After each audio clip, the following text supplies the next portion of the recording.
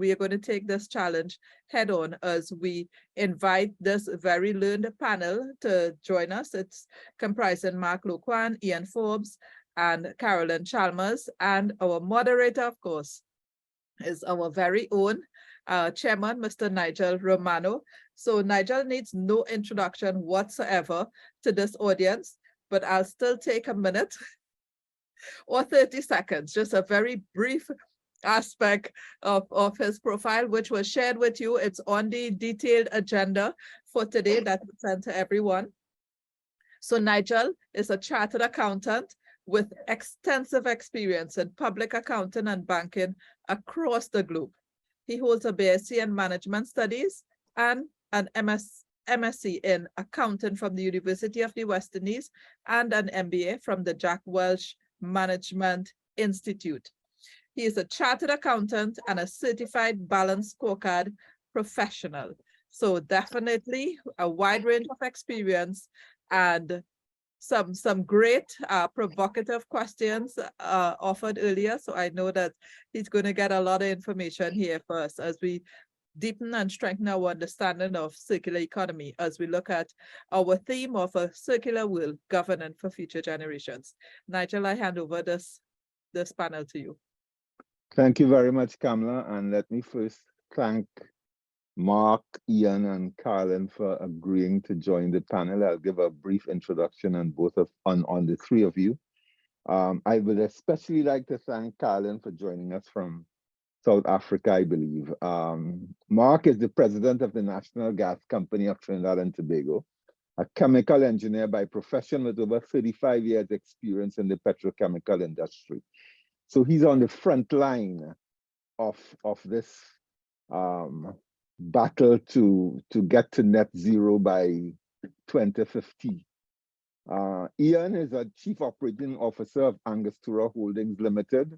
They make, I think, the best rum, I believe, in the world. And I challenge anybody to debate that with me. He's the chief operating officer, and he was having been appointed on 20th of January 2020. He was previously the executive manager of operations and acted as the chief executive officer on 2 occasions. And then Carolynn, the CEO of the Good Governance Academy and the ESG Exchange, both of which Professor Mervyn King is the founding patron. She has spent the last 20 years assisting leaders and leadership teams to understand and apply governance principles and generate value for the organization. So we have a very qualified panel with us this evening. Some of us it's much later, but I am going to shut up and ask Mark to open the batting and tell us what he is doing and what challenges he is facing as he works to develop a sustainable organization, because I know he has already gotten NGC on the path to the green economy. Go ahead, Mark. Well, thanks for inviting me, and congrats on this interesting discussion going on and much needed. I would say that, from 2017, we published our first sustainability report, actually 2018 for 2017, right? So we started to look and see how do we actually run our business more efficiently. And of course, we are in gas constrained environment in Trinidad and Tobago. So it started off being more one of energy efficiency and being as efficient as possible with the resources that we have.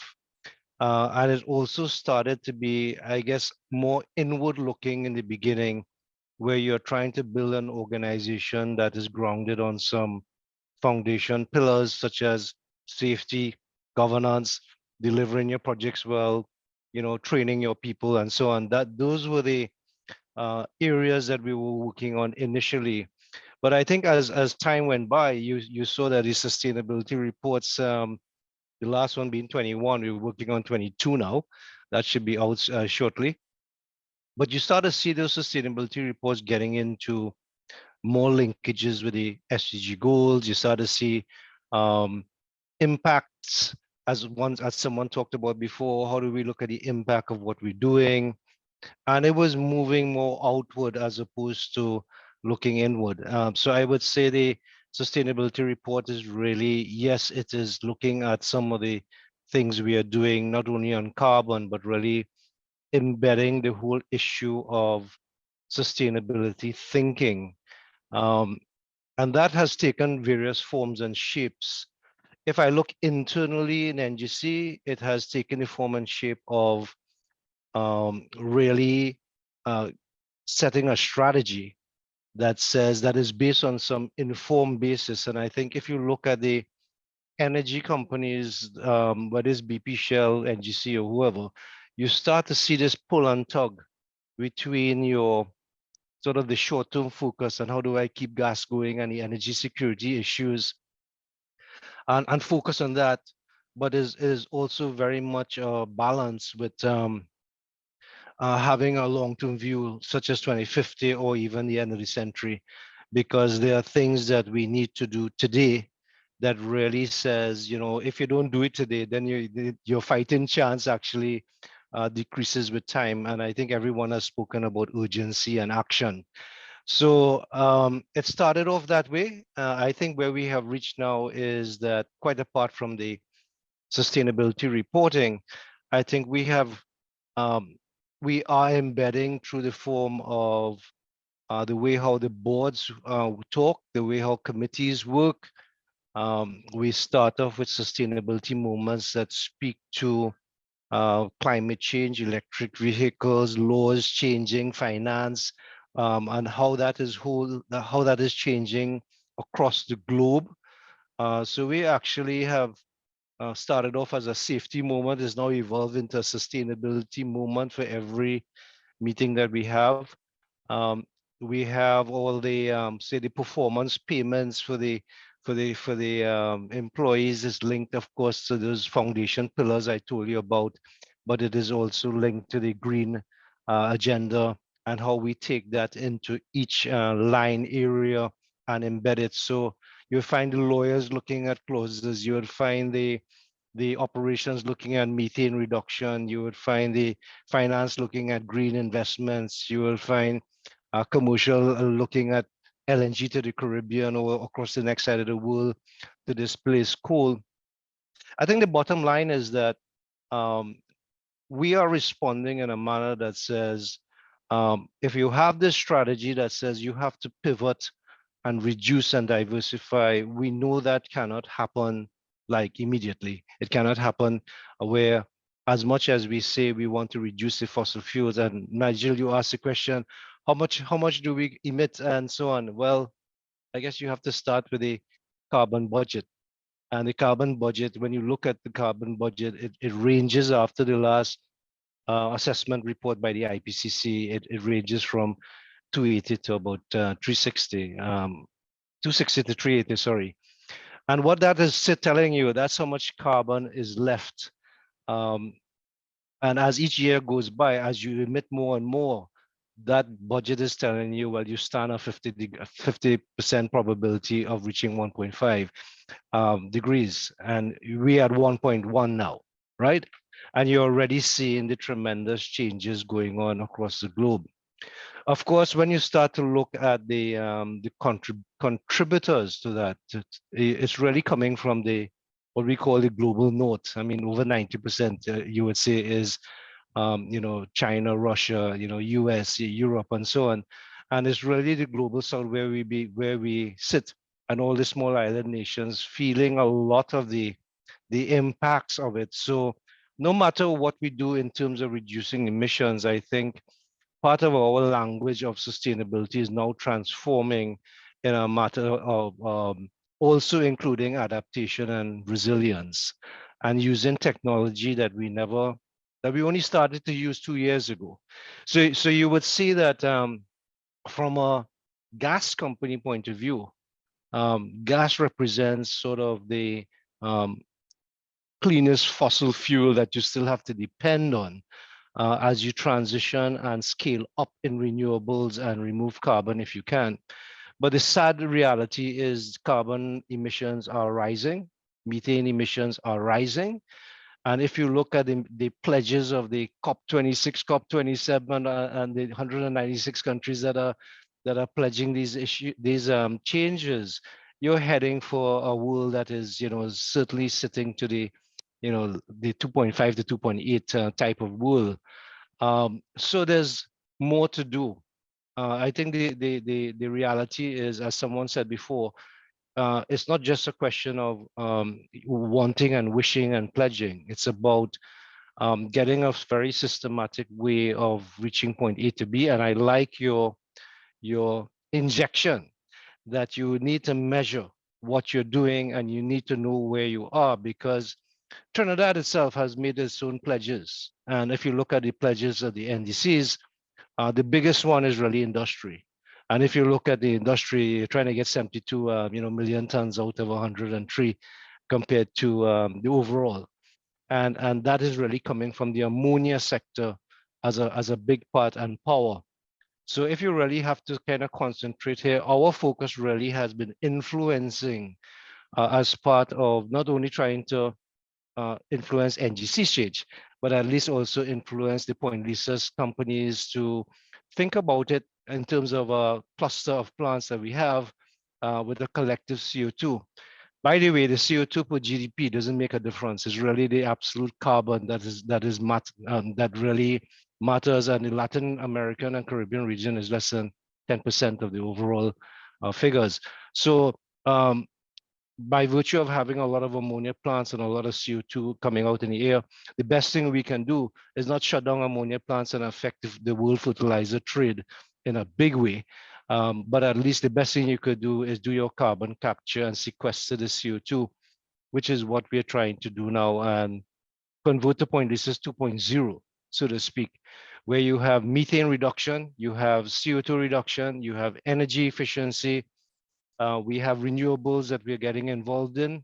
You would have seen the largest Caribbean solar project just launched not too long ago.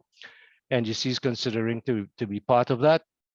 And we are looking to structure our business quite differently, where we have a green entity and all of these things that is now taking shape so that we can communicate even beyond what we're doing today on the carbon front and so on. So I think from a very high level, that is how we are responding in the whole world, in the whole scheme of things.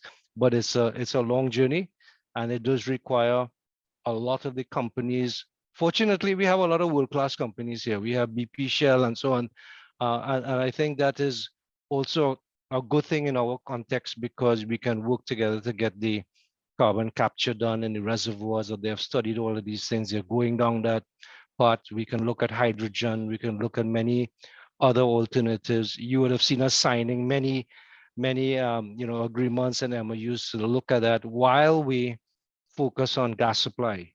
And whether, the world has given a false narrative in a way that you have, fossil fuels is bad, start up renewables and you're good. And the point is, well, that's about 4 trillion a year if you think about it globally, probably even more. So the message is really, yes, Trinidad needs to respond. It has its targets. We need to be quite systematic in how we work now with all these companies. We need to use less energy and continue focus on energy efficiencies and so on. And we need to leverage and kind of lead in some of these spaces, and that we it's not a matter that you're a small island that you can't lead in these areas. So I would say the regional capability we build, and we need to bring everyone along in this process. So it's not a question of, so NGC isn't thinking NGC. NGC is thinking beyond our organization. We're thinking the group, we're thinking Trinidad, we're thinking the region, and we're sending LNG to the other side of the world too. So so I think that that is, I should probably stop now and say, well, that gives you a good picture. Thank you very much, Mark. That was excellent. I'm not going to ask you any questions at this point in time, but I'm going to introduce Ian to see how they are contributing. And Ian, I must point out a post by Melanie Smith out of Guyana, who is challenging my claim that we have the best rum, but I'll leave that. You go ahead. Thank you so much. Good afternoon to you, Chairman. Good afternoon, Mark. And I certainly respect Melanie's perspective on her rum. One of the interesting things, and Kamala, I'm sure you were very calculated in this regard, is that you have juxtaposed mega industry such as National Gas Company against a relatively small manufacturing entity in Angostura. So the good thing about that is you have many perspectives. So Mark would have given a perspective based on the energy segment of our country. And I would seek to give a perspective based on, let's say, the manufacturing sector or other smaller private businesses, whether you're dealing with an entrepreneurial startup type organization or other forms of organization, just not the big energy perspective. So in considering and responding to this topic, my opening remarks focused on the likely perspective of a smaller private organization. And in starting, I would like to start with the theory of the firm, which is based on neoclassical economics. According to the theory of the firm, which is a macroeconomic concept, a firm exists and makes decisions to maximize profits. This is done by creating a gap between revenue and costs. On the opening day of the CCGI conference on Sunday last, it was acknowledged that such narrow views are really no longer relevant in a rapidly warming world based on centuries of unabated discharge of high levels of greenhouse gases. Additionally, the classical theory of the firm has morphed over centuries of economic pursuit into new commercial organizations, including not-for-profit organizations or social enterprises. These types of organizations do not necessarily fit the neoclassical model. So it's in this regard that I wish to introduce a question of sustainability and sustainable organization for the panel discussion, as this is the key aspect of the discussion topic. But before this dissect the concept of the sustainable organization, I want to reflect on the question of cost, because it's the very matter of cost and cost management that leads to the short-term versus long-term paradox in my view. While private organizations understand that collective action is necessary to change the trajectory for climate change, most firms rationalize that they would choose to take action only when necessary, citing that they are either too small, too insignificant, too immaterial to make a difference in relation to the magnitude of changes and discharges that have led to climate change, such as discharges that have come from the global north versus us here in the south. We didn't cause the problem, but notwithstanding the fact that we didn't cause the problem, I contend that we need to take a perspective that every drop fills the bucket and no effort is insignificant. So renewable energy technology such as based on solar and wind energy is far more expensive than conventional sources based on fossil fuels. So the easiest action for a private enterprise to take is to delay investment in renewable energy or other actions that would make it more efficient from an energy consumption standpoint. So what actions then are needed by private organizations to change the trajectory? What actions are needed to become a sustainable organization? In my view, it has to start at the top of the organization. Decisive leadership is what is key. That decisive leadership could be at board level or at the ownership level of the organization, depending on the size or form or scope of the organization. The adoption of business reporting principles based on ESG don't have to be mandated to an organization for it to choose to report in this way. So in the case of a family business or privately owned organization versus a publicly traded corporation that is reporting to the SEC or the stock exchange, a small organization could still adopt a perspective which says, how do I line up to a world based on an increasing and necessary concern for sustainability?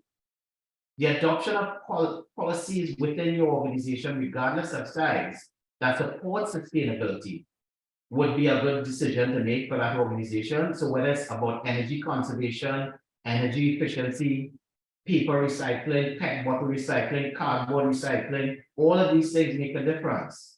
Strategic decisions by an organization, such as deciding that, you know what, our fleet will be based on CNG and gasoline, or our fleet will be based on hybrid vehicles. These things make a difference. Building lighting, converting from fluorescent bulbs to LED bulbs, putting motion sensors in areas of the building where, you know, people don't frequent those areas. So you walk into a section of the building and the lights come on automatically, and when there's no movement in that area, the lights go off. These are things that really don't need us to be a large reporting entity or a large energy company or a large anything to take that kind of action, and that would make a difference. For the smaller firms, staying close to associations or peer organizations, whether it's the Trinidad and Tobago Manufacturers Association, AmCham, the TT Chamber, and being part of conversations about renewable energy, about how are we going to prepare our businesses to deal with hikes in electricity rates or hikes in natural gas rates from our gas suppliers like NGC, right? Realities that we face in the manufacturing segment of the economy. These are conversations that we can have with our peers, regardless of the size of the firm, and we can start planning how we would strategically face these challenges. I think that making small changes and starting by introducing policies on sustainability, regardless of the size of the enterprise, makes a difference. From there, we could grow into larger and larger projects as the opportunities present themselves. In my view, we should seek to act now, not later. And in so doing, we take the short-term view and build for the long term. Now, the best validation of everything that I've just said here is what's been our experience. How does that look in the Angostura context? So that's what I want to present now.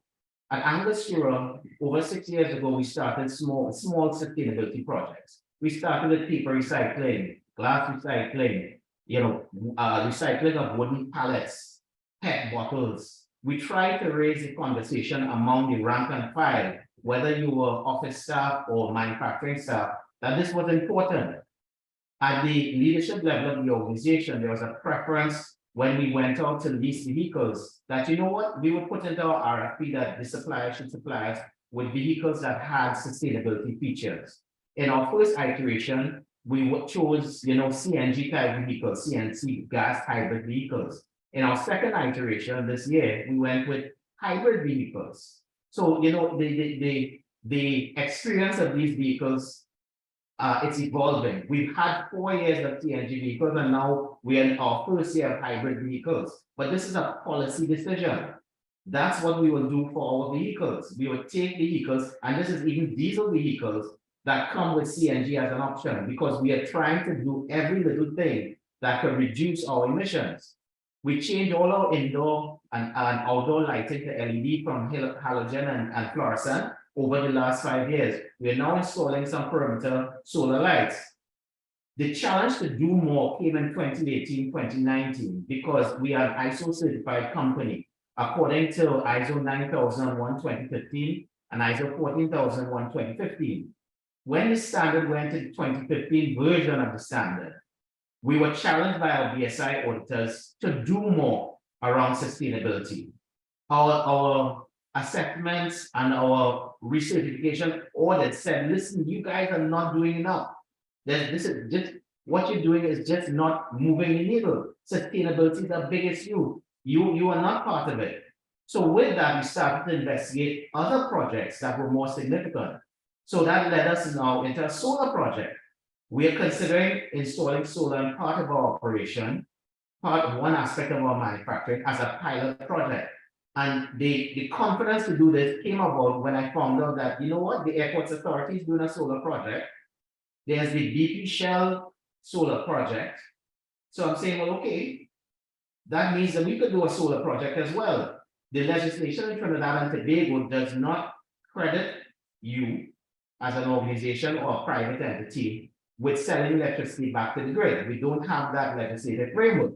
However, you can still go through the Ministry of Public Utilities and do a solar project. There's a pathway to doing that, and we embarked on that pathway, and we are way down that pathway. We've run an RFP, and we are evaluating tender bids to install a photovoltaic or PV system, which will take part of the load of one of our manufacturing facilities. In fact, we chose the bitters manufacturing facility for that.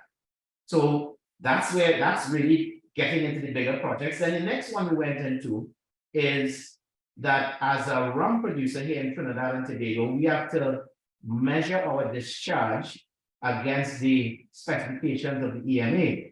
As a consequence, we have a wastewater treatment plant. But a happy byproduct of that wastewater treatment plant is the fact that we produce biogas from an anaerobic digester, and the biogas that we produce is about 45% methane gas, which we currently simply flaring.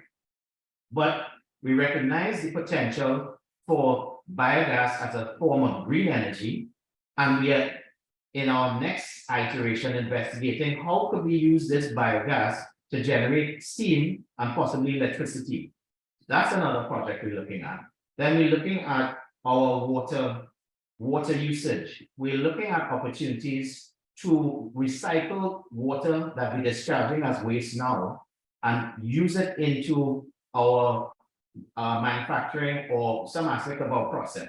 It could be wash down water, it could be utility water, boiler feed water, but the fact is we want to reduce our water consumption. Then there's CO2, which we produce as a byproduct of fermentation. So one of the next projects that we're about to start is CO2 recovery. While Angostura did do some CO2 recovery about 10 years ago, we did not have a good experience on that occasion, and we're revisiting that project, and we are going in that direction because we have to do it, because it's the responsible thing to do. In addition to all of this, we are contemplating energy audits. We can do that with companies such as Energy Dynamics, it's a local company. The National Energy Corporation is capable of doing energy audits. These are services that we could get right here in Trinidad and Tobago. So an energy audit and looking at installing systems towards energy recovery would be the next steps as well that we're contemplating. And the other aspect of all of this and all of this activity is that I'm happy to say that the board of directors of Angostura Limited have taken a very decisive position where sustainability is concerned. They have supported our endeavors into solar, into considering biogas to generate electricity. They have mandated the development of an ESG framework starting early 2002. That was done. And kudos to Director Richards, who was on the previous panel, because she is the director that brought discussion in and around ESG at the board level and forced the board to take a position with regards to ESG in a sense by bringing the conversation, and forced the board to take a position in a sense with regards to the circular economy. I in a sense would say that Director Richards was an extremely large part of getting that conversation going at the board level. And that has been my experience for sure. And then the signal comes from the top. We now have a CEO who drives an electric vehicle. And he drives an electric vehicle not because, it's something that is in vogue to do, but he drives an electric vehicle because he firmly believes in sustainability as an ethos in his life, as something that he personally subscribes to. So you have leadership on the top taking a position on sustainability. And that's how I think it looks how it would look in a smaller private organization. And that's how you can kind of influence the long term by taking actions now. Small, medium, large actions now will make a difference. Thank you. Thank you very much, Ian. Give us a lot to digest there, so I'm looking forward to the discussion afterwards. Carolyn, over to you. Thank you very much, Nigel. I'm going to take a completely different approach. So we've had lots of very practical examples, and that's fabulous. I'm going to take an approach which is more theoretical in nature, around the management and governance systems, really, that need to be embedded to develop a sustainable organization. So I go back to first principles and I say, yes, we do need to make a difference, and we do need to apply all of these changes, but we need to start with the basics in an organization. We need to have the information that on which we can make decisions. So if we think about finding and sourcing the information, determining what information it is that we need to have at hand, suddenly when we start looking for this information, is actually quite difficult. To try and get this information specifically in a digital format. It's not, we're trying to get it off your statements, your PDF documents from your energy providers, from your water providers, from your suppliers. You're having to ask them for the information to feed into your sustainability information databases. So to try and get that information and to start with data, we need to have the right technology, but we also need to have the whole system around it.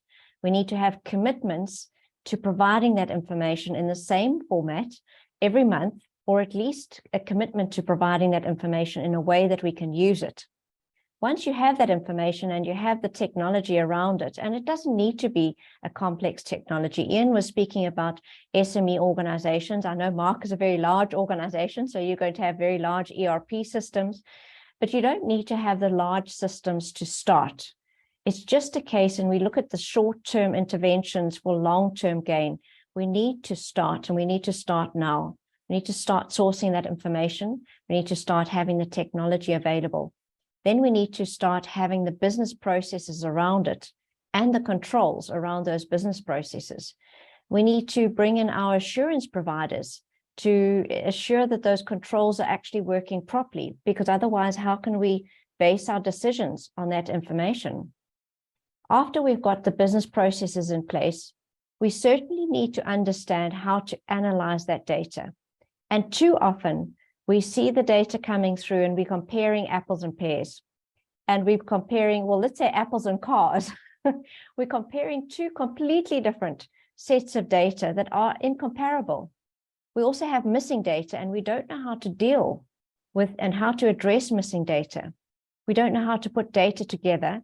And then on top of that, we're trying to understand how to do not traditional analytics or what-if analysis, but real scenario planning. So getting detailed information on it, that we can make scenario planning choices and decisions. We can choose models. We have to choose specific frameworks that are applicable for our organizations. These are all new skills that we don't necessarily have in our organization. If we don't start looking for them now and start developing them now, we're not going to have them in the long term. And then we're not going to have information to make our decisions on. So yes, we're making very big and bold decisions about carbon neutrality and reducing emissions and reducing water waste footprints, but really we need to be monitoring that. We need to understand the progress, because we really need to account for that progress to our stakeholders. It's a good message. There's lots of opportunity here, but we do need to start so that we can realize the benefits in the longer term. So it's not just the analytics, it's not just the data and technology and the business processes. We also need to look at the assurance providers themselves. So it's your risk team. Are your risk team really just short-term insurance selectors, or are we really understanding risk from an agile perspective? Are our risk skills in the organization suited for the risks that we're facing in the future? These extreme environmental events that we're seeing all over the world. We're seeing the fires, we're seeing the floods, and it's certainly a risk to the organization. We're also seeing the risk that the organization places on society and the environment. So it's both sides, and this risk needs to be agile. It can't just be a red, amber, green spreadsheet that we place in front of the board 4 times a year.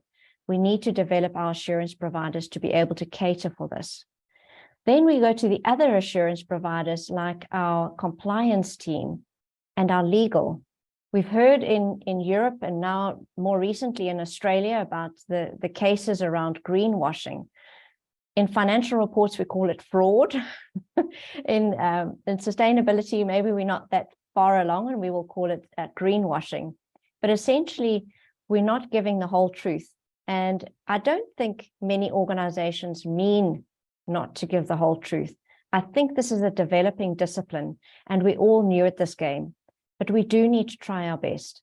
So we need to bring our compliance people on board. We need to educate our legal counsel. Legal counsel needs to help us in the contracts that we're entering into to make sure that we have clauses in those contracts that talk to what we're wanting, what we're looking for from our suppliers, but equally that we are able to consider the contracts that are being, the obligations that we are entering into. And I think specifically about the providers of capital. So be those investors, banks, but even our consumers, even our clients who are providing us financial returns in lieu of a product or service that we're providing to them. So all of these interactions between our stakeholders, our key stakeholders, we need to then now start understanding how sustainability plays a role there. What obligations are we being held to answer to, and what obligations are we holding others to? So we've heard about the Principles for Responsible Investing, the UNPRI. We heard about the UN SDGs. How do those translate into obligations? We need to equip and capacitate our legal and compliance teams to be able to deal with that. So we've dealt with assurance providers in terms of risk and compliance. We also need to think about our internal audit teams. So auditors traditionally, and recently it's been a stretch to take them to technology and to IT, but traditionally it was all financial. Training has been on the basis of financial controls, financial auditing. And then we moved into IT and we moved into providing assurance over reports, and we had the 3000 series. So we're moving into business processes. Now we're going to be moving into assuring sustainability information. And I know on Wednesday, we probably will have our first exposure draft that comes out from the International Audit and Assurance Standards Board. That's tomorrow. Probably the first exposure draft will be coming out from the IAASB. It's the ISS 5000 series. And we need to have a look and consideration of those assurance standards. Have we told our internal audit teams about this? Are they on top of what's happening in sustainability? And I just circle back again to say, if we don't do these short-term interventions, we're going to lose out on the long term. We really have to make these practical business changes now, today.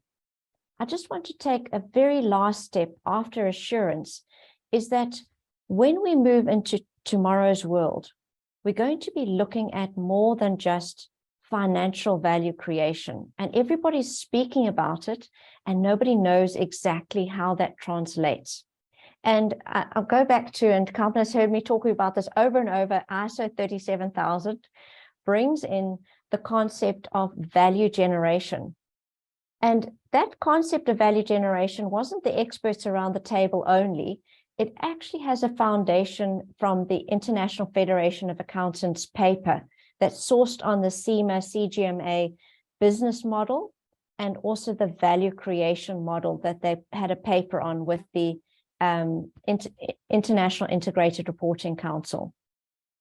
So here we have the considering value creation, value generation, but specifically a value generation model beyond financial value. So considering brand recognition as a source of value, considering all of the intangible factors that the Ocean Tomo research.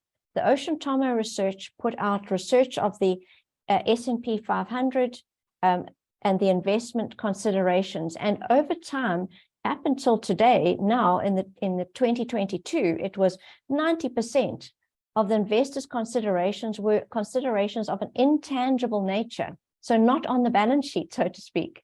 So here we have a consideration of value beyond financial value. What does that mean for an organization? Well, it certainly means that we need to deal with a new discipline, again, beyond sustainability. This is capacitating our organization to understand and engage with our stakeholders, not just communicate where we are and what the corporate is doing, but understand how they are determining value, the value that they receive from the organization. What is that value? And let's go about setting those value creation or generation objectives for the different stakeholder groups. This is a new processing, a new frame of reference, a new operating model that really, if we start today, we can get that perfected over time. So we need a period where we can continually improve. So we have to start soon. And I know we don't have, well, we've got the ISSB standards out now. S1 and S2 came out yesterday. So we have these standards being developed.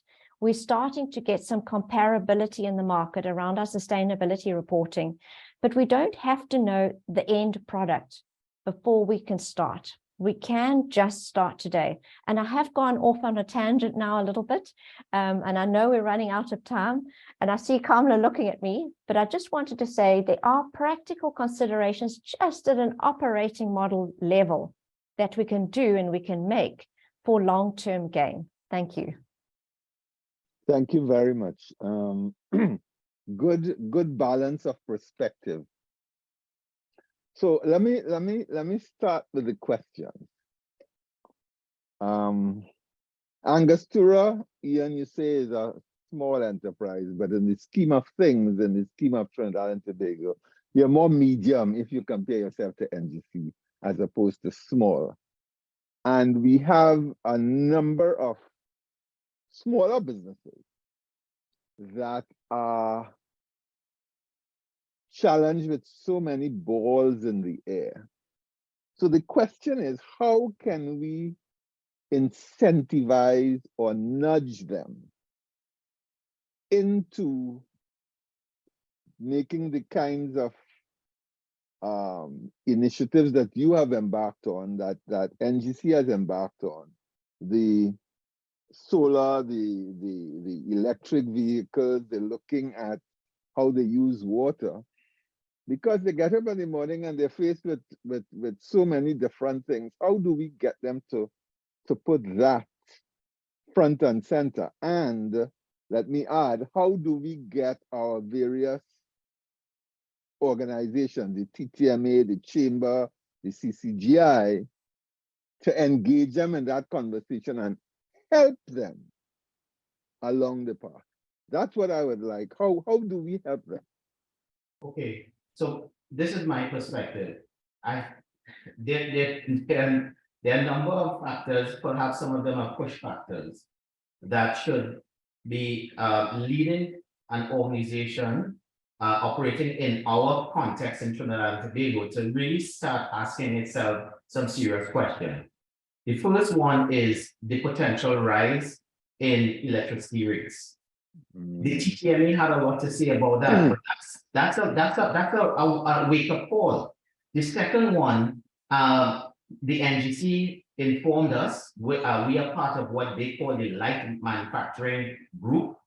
About 2 years ago, they gave us an early heads up that they were raising the rates for natural gas. So if you're a manufacturer that has natural gas fired boilers and you have processes running on electricity and so on, you're likely to see your cost of manufacture go up incrementally over time. And it's a sign of the times. We all know why this is happening. It's a wake-up call. The only thing that I think is missing is a bigger policy direction coming from maybe government level to incentivize manufacturers to start making that change. As a private home owner, I can get a tax benefit if I install a solar water heater. Quite a good tax benefit, actually. As a private citizen, I can get a tax benefit if I take my motor car and I install a CNG kit. That exists right now. So why not roll that up to the firm, the level of the firm, to the manufacturing level, and other entities? So I feel incentivizing would help. In as much as I'm speaking, I want to fully endorse what Carolyn has said and go further to say that, quite rightly, getting risk involved, getting compliance involved, getting other stakeholders in the organization involved in working towards this sustainability agenda is very valuable. I would say from our experience that our legal department is involved, we put sustainability elements into our RFP processes when we go out to suppliers. Our marketing department is involved because they're challenged to use more sustainable materials when designing packaging. Our laboratory is involved because they're challenged to use less packaging when you're putting a package together. So it goes beyond just what I mentioned, but as an organization, it's an ongoing conversation. We're looking at using lighter weight glass, and these are imperatives coming from the markets that we serve. So being a company that is a major exporter into the developed world, we are constantly bombarded by challenges to become more sustainable. I did not mention that, but just to give you the full 360, the forces are internal and external. And finally, on the reporting side, I agree. The whole notion now, and it actually landed on the desk of the CorpSec, or CorpSec was on yesterday. It landed on the desk of the CorpSec to start investigating an ESG reporting framework, whether we develop it ourselves, whether we get someone to help us and so on. And she started with that. But in the interim, the HSSE department, because it's being pushed by ISO 14001, they are also developing measures, data collection measures about, how much alcohol are we producing per kilowatt hour of energy used? How much water are we using per liter of rum we produce? So the data collection has started. So I want to say that to fully endorse what Carolyn is saying and to give an example of how that would exist in an organization like Angostura. Thank you. That's excellent. Let me ask Carolyn to come in before Mark. Carolyn, what do you think? Brilliant. I think having practical examples, and as you were saying, you've got some ISO standards that you can apply already, the 14,000 series, the 26,000 on social responsibility. So there is guidance available already on the details of the management systems associated with this. So it's really great to hear. I think one thing that we do need to consider, and it started really in terms of when I was in IT, so as a chief information officer or chief technology officer, was really I challenged people to think of the cost of exit. And when we think about IT, it's actually quite simple, because if you are wanting to invest in a very large ERP system, or even let's take some blockchain today. Let's think about investing in a blockchain.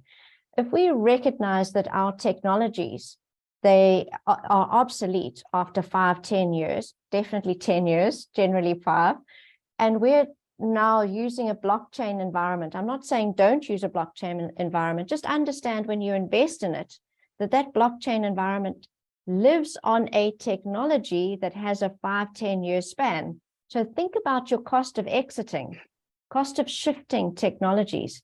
Now, if we backtrack a bit and we think about the cost of exit in our decision making, even more beyond technology, to things like investing in moving from glass to plastic, additions of wrappers, all of those kinds of things, we can say to ourselves, I'm doing that for short-term benefit or short-term gain. What is the cost of exit? Because there is going to be a cost of exit down the line. There's going to be a need to switch and change, because change is with us on a daily basis. We are having to change and deal with these changing technologies.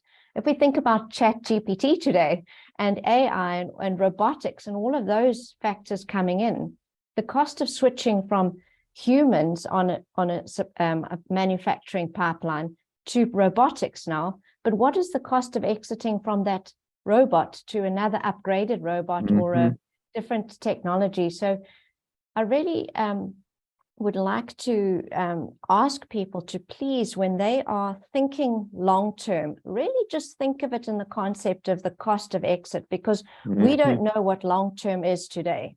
It could be 5 years in terms of technology, it could be 15 years, but it's not the long-term that we thought of in the past. When I started IT coding, and that was programming in my day, it was, we had to write systems to be able to run for 400 years. Can't even think about that now. And it was 400 years because of the leap year story. So we needed to cater for those algorithms. But that was in the days of mainframes, and we thought these things would be around forever, and look at them today. So that's my message, I think, is just consider the cost of exit when you're entering into making into a decision or into an investment. Thanks, Good Nigel. point. Mark? I really appreciate the response, actually, Ian, by Angostura, and credit to Marianne, who's on the call, as well as Carolynn's comments, because, I mean, those are the issues that, even though I talk big picture, maybe I should just inject a few more big picture things, because it is, we are forced as an energy company to think long term, and we really, the thing though is, even though you think long term, the actions that we have to do today is so meaningful to just surviving the next 5 and 10 years, you know. And I think when you start to get into the information and you start to read the IPCC reports and what the scientists are saying and so on, and all the reports, I mean, essentially, the probability of reaching the 1.5 seems to be going up higher and higher as you go towards the next 5 years, right? So you're already talking about breaching the 1.5 in 5 years. When in fact, if you think of the Paris Agreement, you were talking 2050 to try to reach that and keep it contained, right? So I think, as Ian said, and I totally agree, that everybody has to do their part, because it's like everything counts now. There's an economic issue and there's a sort of energy transition issue. The economic issue, when you look at, for example, we use power, all our power is using gas here in this island, right? We are not like China using coal and so on. But if you look at the whole picture, you don't have enough gas. You have plants that are constrained and not producing at full volumes. But guess what? You're using a lot of power. You're using a lot of gas for power. They're like the biggest customer, right? So when Ian experiences, or his business experiences, price increases, it's as a result of the fact also Trinidad is now a mature basin, and you now have smaller pools. You have deeper waters. You have cross-border issues that you're now coming in. So really and truly speaking, the trajectory is that you still have to go and find gas and keep your whole industry going. But I think the usage of energy in our households, in our commercial businesses, also has to reduce. So that is governed by, of course, prices, but it's also governed by doing the right things and doing it the best way possible, like I see Angostura is doing. And by the way, you know, we recognize that we cannot do it alone and influence alone. So we try to influence through the energy chamber. We, in fact, you know, the chairperson the board representative on the decarbonization task force of the energy chamber, you know, so we influence that way. We go on the National Council of Sustainable Development, which sits under the Ministry of Planning, and we interact with the EMA and many other agencies there to say, well, you know, let's measure. We agree to measure. Let's make sure we get that aggressively going. That's coming, right? We know that's coming. The other thing too is, how do you use technology to? We're using satellites. We started off with 1,000 kilometers of pipeline across Trinidad and Tobago, we started to monitor encroachments. Now we are monitoring changes in forests, flooding, coastal erosion, and so on, because Trinidad and landslips and so on, which will essentially be increasingly experienced as the carbon continues to rise, right? So there's a difference between climate and weather. The weather is as a result of, you see the climate issues and the carbon content, and you're seeing the extremes being experienced there, they will increase. So I get back to the point of the adaptation and resilience. And on that note, we started looking at the sort of putting information in one place. So we started, for example, with Carry Green, where all the Caribbean projects on solar and wind and so on, and geothermal, they're all on one website now called Carry Green, which means that we don't have to invent the wheel and we don't have to kind of do things in our own silos anymore. We should leverage those skills, project management, technology. We can't do it alone.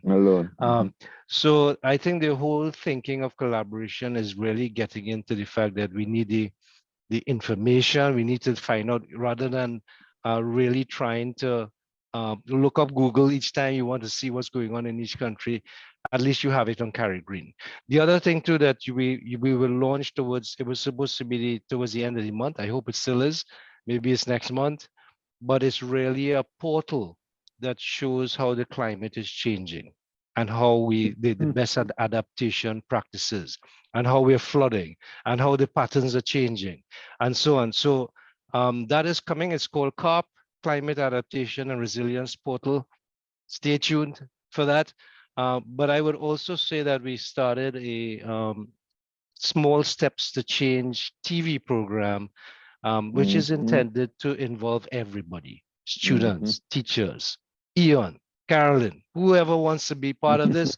I think you have a chance now to say in a 5-minute slot, very short, or even just a little longer, just to explain very quickly your response to everything that's going on, because I'm convinced we have to bring everyone in the ecosystem along, and it cannot be, well, NGC reducing methane and that's all we, that's one thing. So community is one example of the sort of thinking outside the financials. Carolyn, is that we sponsor steel bands as an example.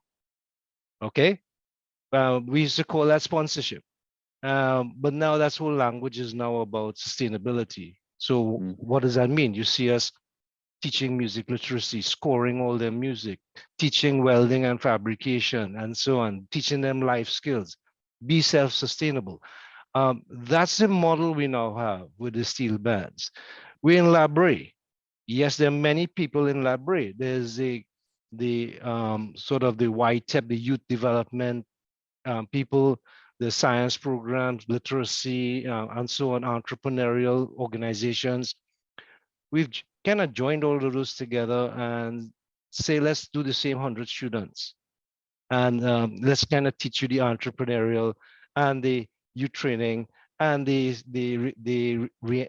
energy efficiency and renewable skills, et cetera, but it's all in one place. It's measurable, and we can measure it from year to year to see the impacts of it. So those are the examples. The other examples is that I mentioned the carbon capture, where we have to take CO2 out of the ammonia plants.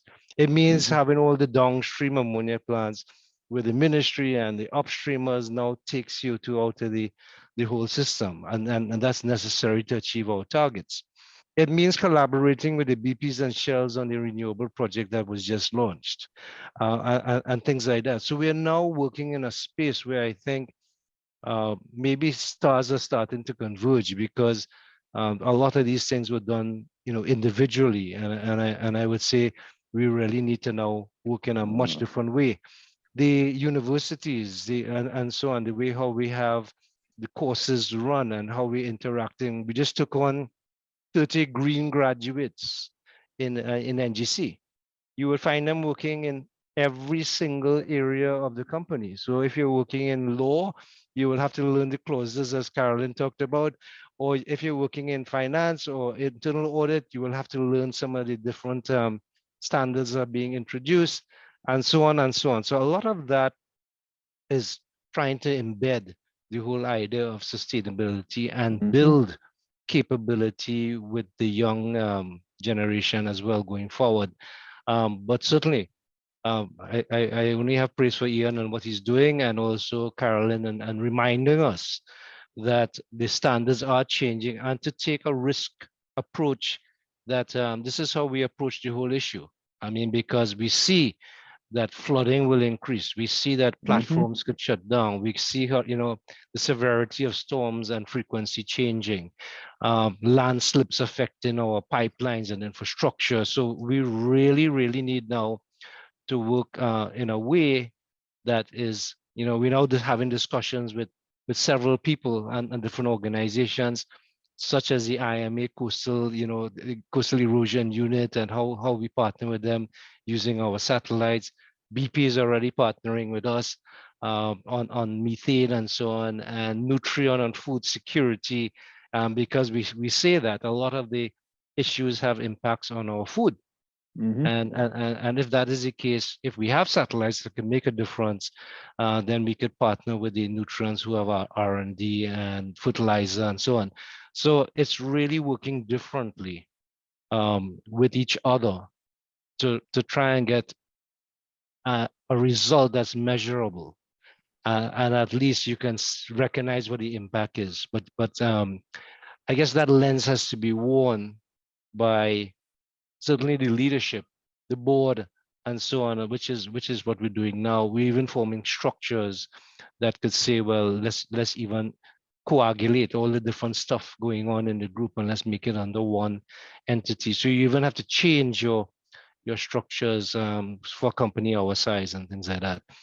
So it's hopefully that lends some perspective, Nigel. No, that lends some very good perspective. One of the questions was, how are you managing the conflict between the short, medium term and the long term, especially at the leadership level, at the board, at the government level, at the shareholder level? How are you navigating that, and is that a problem?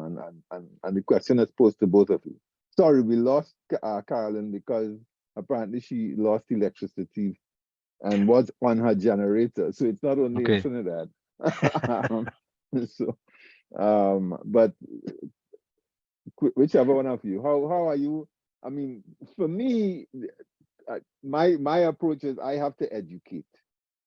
I cannot judge, and I cannot berate. I have to educate, and I have to do so in a way that is caring and to improve understanding. And there will be, and we still have to feed our families. We still have to live while we are making the transition. So we have to find ways to do that and to make it easy for people to join in the effort. And it cannot be a big stick. It has to be a both and. But let me hear what you all think. Well, let me take a attempt at responding. First of all, it's unfortunate, but I didn't get a chance to tell Carolyn that the journey with regards to our risk people, we've done that via setting up we are in the process of building a business continuity framework. And it's within that framework that you'll address the risks that were mentioned by Carolyn. And we're building that framework akin to the BSI, the ISO standard for that business continuity framework. So we're doing it according to how it's set out, and we may seek certification once we build the framework. That's the first thing. The second point I also wanted to mention, to Mark's point, was I extended an invitation to the university and commendations to the University of the West Indies for actually building a renewable program at MSc level in engineering. I did not know it existed. I felt so proud that UWI St. Augustine launched such a program. I know Jamaica, Mona already had such a program. So, you know, that's another way, and I extended to the lecturers involved. If there are opportunities for collaboration with Angostura, feel free. The third thing is that we join the conversation by joining the Energy Chamber. And in that conversation, I'm trying to advocate for looking at biogas as another green source of energy for Trinidad and Tobago as a whole.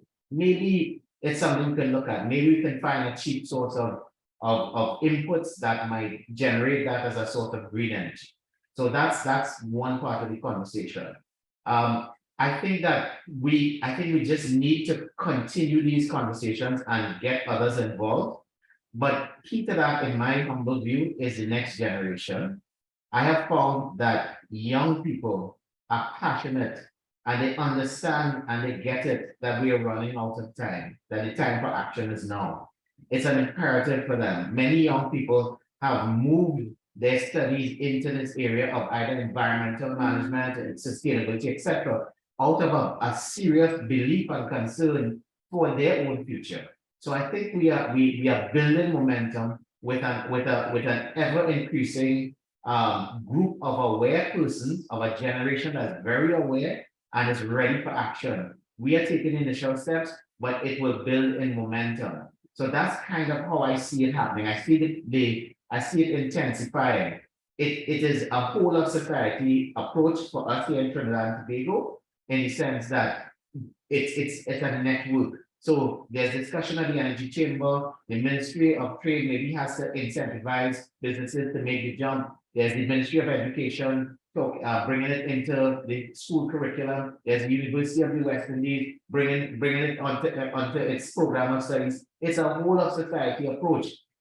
We had the Ministry of Public Utilities. We still have a bottle bill to enact. We have the EMA. They're working on waste reduction going into landfill. They're already carefully monitoring our liquid discharge. They're monitoring our air discharge. It's a whole of society approach. And when we build momentum, you then get that moving in the right direction. We still have a lot to do in Trinidad and Tobago, but I'm happy to say that we've started in earnest. So that's kind of how I see it progressing for us. Let me get Shalini into the conversation because she asked a very good question. Shalini, you want to join us? Hi, Nigel. I can join you, but I'm having some bandwidth issues, so I'll join without camera. No worries, no worries. Your voice is quite clear. Go ahead. No, I mean, I've been listening to the conversation, which is really rich, and it's on the backdrop of me attending an earlier session this morning at the Hyatt with the business community. And really a theme there was, better governance, better compliance, the lens on the impact of businesses on the environment under the popular ESG terminology now. So really my question in listening to this panel, and there was some overlap with the earlier panel, is really, yes, as we talk sustainability, because we all want to protect the future and have the best framework in mind, how do we get our boards, how do we wrap our managements and minds around that balance of, yes, this is an investment tool, yes, we can, and I love Mark's point about making sure we can measure and use and gather that data to measure, but how do we do more? How do we really drive ourselves more? And I guess that's really, to Miriam's point from earlier, look and act from within. Don't just look on the black or white of what you're doing. So really, how do we encourage that environment in a sustainable way, against the backdrop of the fact that we're now developing our standards? Just, what are your thoughts on that, or the panel really? Yeah, I would probably chime in and say, one thing that I see as important is we don't have to reinvent the wheel in some areas. But one why I say that is we visited Chile and we saw that they were quite good in the whole area of renewable energy efficiency. So, but what you find there is that they have laws, they have the equivalent Bureau of Standards putting out standards on the whole color coding of appliances and various things on energy efficient devices and so on, cars. I mean, the whole public education and everything is treated in a certain way from kindergarten right up. And what I'm saying is, it's not a disjointed approach. It has to be a fairly holistic approach that says this is where we are as Trinidad and Tobago or the region. And therefore, this is what our response is. There are some things that I think are more immediate, with results more immediate. And there are things that you have to do in the immediate to short term with the results that are probably in the medium to long term. But the fact is, you have to do the activity probably in a different way, but you have to do it now, some of them, right? So here's an example. The things that we could do now is to start an education on using less energy, right? So you already see national energy with Penacool, with all the primary schools, training on energy efficiency and usage. You see NGC and Shell and so on working on the secondary layer and seeing how that goes, right? So we have to bring the education part in now, but the results won't be visible until later on, as evident by the child that took us around with the parent, not the child, but the parent that took us around in Chile was telling us her child was asking her, why you're not carpooling today? That was a child from kindergarten telling her that. So it's so ingrained in Chile that I think you have to kind of build on the education system, that's for sure, but the results are much later on. The other thing too is, I think as a gas company and as a country using methane, and gas is methane essentially, and methane is so much more potent than the CO2 contribution to heat remaining in the planet, that I think that's why you see us joining with 70-something other companies in the oil and gas methane pledge, committing to so much reduction by 2025, 50% in venting, 75% in what you call leaks and fugitive emissions. That's measuring and reaching gold standard in the first try. Why? So there are things, what I'm saying is, even though we are a small country and you're a company, whether it's a small or a large business, you can be part of the sort of global networks and influence too, right? So we found ourselves, we just started and reaching the gold standard in oil and gas methane partnership across the globe. We have a very concentrated amount of plants in ammonia here that if you start to look at the carbon capture project, that could be a world-scale storage sequestration, project, and that's needed. That's needed now. You can't study that, 10 years from now, because you really are facing markets where your products are going, such as fertilizer, and those countries like Europe are imposing carbon taxes essentially to say, well, I don't want to import your carbon, so you need to get it cleaner. And therefore we need, just to be competitive, for Trinidad and Tobago, we also need those kind of big projects, but it also involves the university, heritage, all the downstreamers and so on, and of course NGC with pipelines and so on. So it's that kind of push and mechanism that's needed now if you want to get those results, but you don't see those results maybe a few years down the road. The renewable project that is, of course, kicked off by the government and BP and Shell, earlier this year, that's coming on stream as early as next year. So the renewable projects can happen quickly.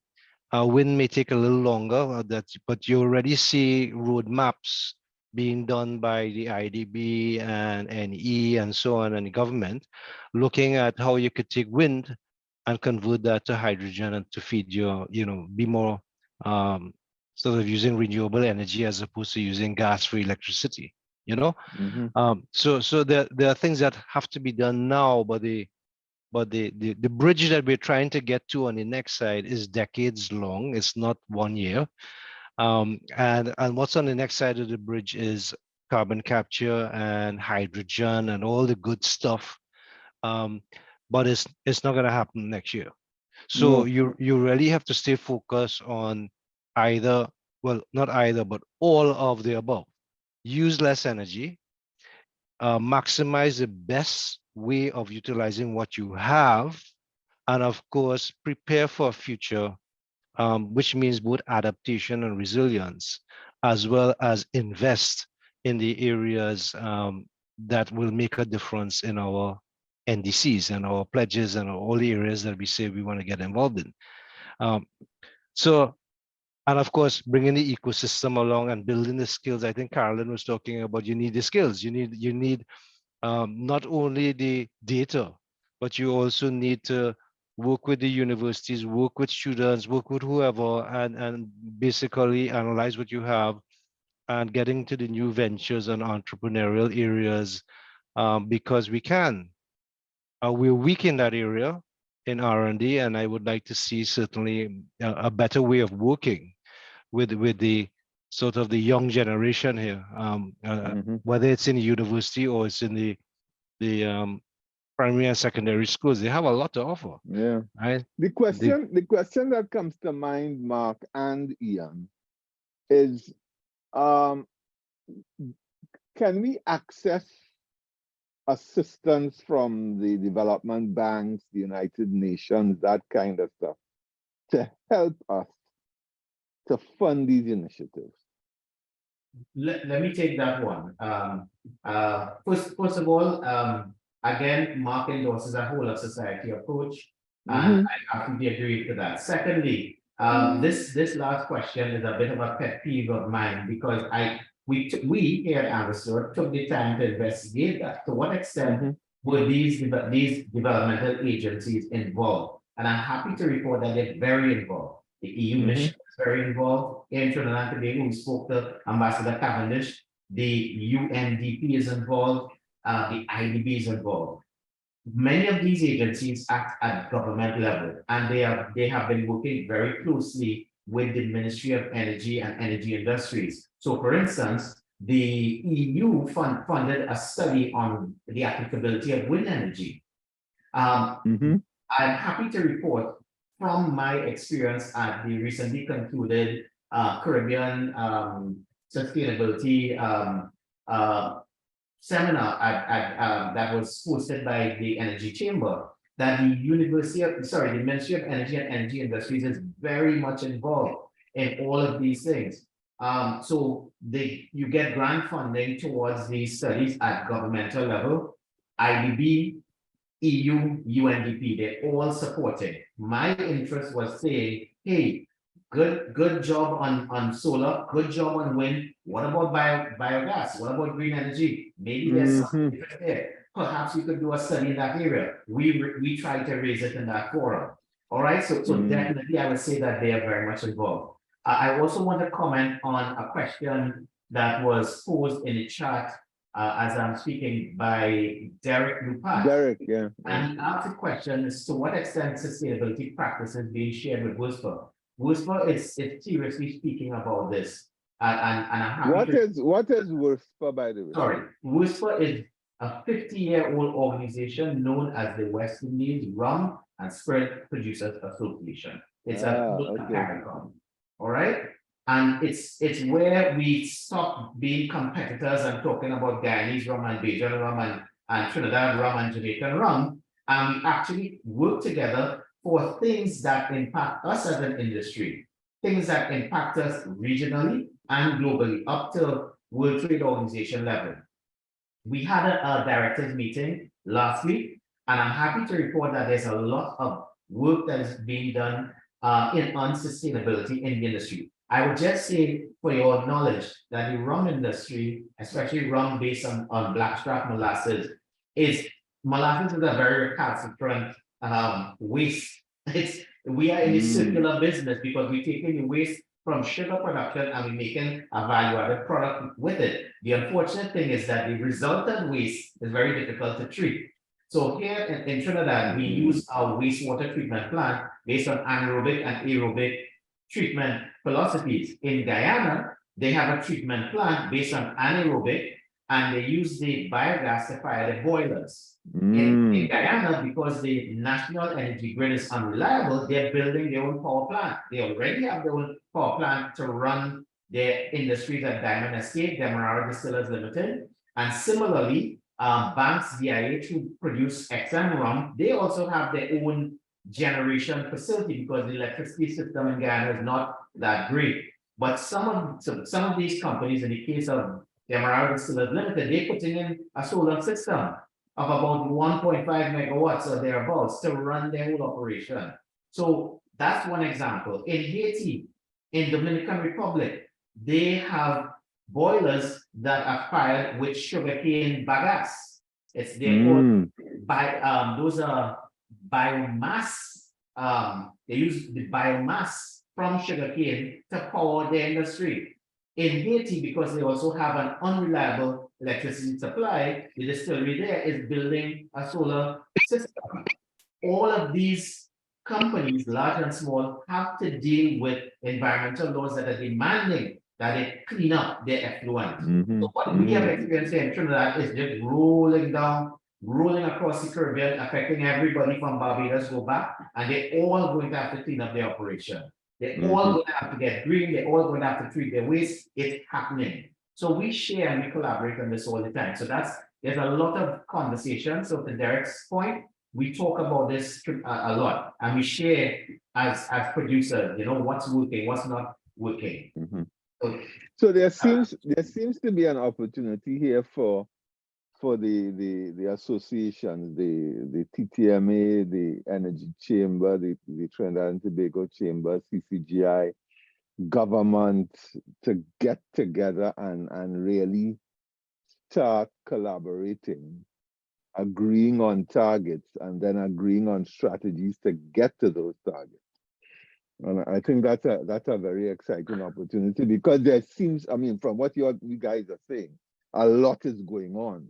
Yes. Now we need to really get the society involved and get access to that whatever funding is available to help us to get over to get to the targets.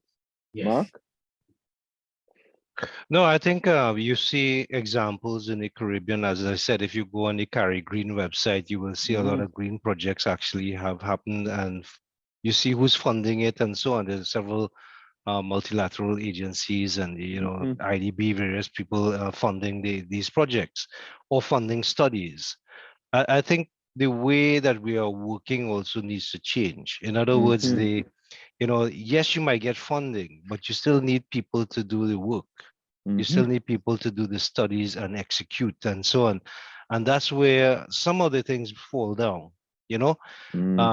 But it doesn't mean to say you can't work differently. So right now, NGC is now reaching out to the CDB and the the Caribbean Center for Renewable Energy and Energy Efficiency, CCGI, and saying, well, we have people here. We are investing in, we're doing RE, we're doing EE, we're doing all kinds of things. You're looking at studies in the Caribbean, in the region, and so on. How do we now kind of work in a manner that, sure, yeah, you continue to get the funding, but at least we get the work done. And while we get the work done, we also get the people trained in all of these areas and learning about it from the beginning, So I think there are those kinds of issues going on. You also have, of course, commercial banks that also have set some targets on these whole ESG areas, but I still think there's a long way to go in terms of, building that out and, getting the projects done, and while we're doing that, I still can't lose track of the whole energy security issue. I mean, yes, we're talking going green and all that, but there's also investment required to sort of have clean operations in those spaces and just make sure that is going on. You see, De Novo is a good example that has put up a new platform, solar powered and various things like that. So we still need to keep our eyes on those things without having our fundamental resource, fall off and decline, and the industry, declines. So we also need to, those are some of the immediate things I would say that you never lose sight of. but at least, you know, the conversation here has been around, you know, how do we also prepare ourselves and our businesses and the next generation and the ecosystem to say, we have to think differently. It is going to be felt. It is being felt already. There is going to be damage that's going to be done. The insurance companies already are feeling it in all kinds of ways. So we really need to have that whole holistic view. But at the end of the day, someone said, and I think it's true, you do need a roadmap. You do need for your particular country. China is going to be different from us. China is, you know, 55% energy consumed with coal. But you can't just switch off coal and people freeze to death. So no, you can't. It's always a transition that you're going through to say, well, we're trying to get a cleaner energy mix for our country, for our region. And here's a role that I can play as a company. Here's a role that our employees can play, our contractors, our suppliers. The methane pledge I just spoke about is also, you know, our suppliers of gas is also part of that whole chain, and we're reporting together as opposed to just, you know, just NGC. So I think it's that kind of change that is going on right now, and there's a lot more to put it in. Very, you know, inherently we're working in a roadmap. So while we say there's no roadmap documented, we're working in a roadmap that says focus on your energy security and your usage of energy. Get your public along and educated in these areas. Be as efficient as possible with what you have and work on the new things going forward. And structure your business to say, let's get the existing funds from our business to fund the new things that we want to do. So it's about that. And while you're doing that, make sure you report it in a governing framework that is not just about saying you're doing something in ESG and, you know, following that, but really meaning that you are making an impact that is measurable and contributing to the. And by the way, the Trinidad already has defined goals. There's a national environment policy. There's so many tons we are trying to save by 15% reduction by 2030 in power and transport and so on, while 30% from the other areas like you know, buses and so on. So you really have targets already. So it's a question of saying, okay, that exists. How do we get there? And that's the problem that I see many countries are faced with. They're pledging and they don't have the action plans or roadmap to say, well, you know, this is how we get there and this is what we're measuring. And therefore, the whole topic of baseline measurement is important and measuring every year. So I'm one of the firm believers, Nigel, as you can tell, that you can say this is what is needed from our industry, transport and power. Otherwise, you show up in COP 28, 29, 30, and really and truly speaking, what are you communicating besides targets? And it does need everybody on board. It does need the Angosturas. It does need the communities, the schools, the NGCs, everybody to kind of now get on board because it is an urgent matter. No, clearly. I like that. I mean, the targets are set. I mean, that's very clear. And as Carolyn said, we need to get the measurement and the governance in place to track and hold people accountable. Gentlemen, I would like to thank you both, and of course, Carolyn, for a very engaging session. I'd like to thank our attendees for staying with us. We still have 52 attendees on board. Kamla, you want to take, I mean, and I feel very, very comforted, not totally, and I'm sure neither of you are comforted, but because we have a lot of work to do. I mean, I looked at the weather today, or it was quite frightening, and we've only just begun. Kamla. Thank you very much, Nigel. And I will share your feeling too, that I also felt quite comforted listening to this panel today, because it is true that we have a lot to get done, but I felt really proud to hear how much we are getting done. Mhm. And I think it's important for us to share those stories as well, so we don't always feel that we are at square one and we constantly fighting an uphill battle. And I love the fact that the whole tone of the panel has been, it's about collaborating, it is sharing resources, it is building that common vision, that common purpose for all of us. Because as small as we are as nations, we can have a big impact. So Mark, thank you so much. Ian, thank you so much. We Thank love you. having you. I hope you guys would be back with us again. As you can see, CCGI is intent on bringing the conversation forward and bringing parties together. So it's a great platform for us to be able to help ensure that other people know what is happening as well and can get on board. Nigel, as usual, thank you so much for your leadership and for your support.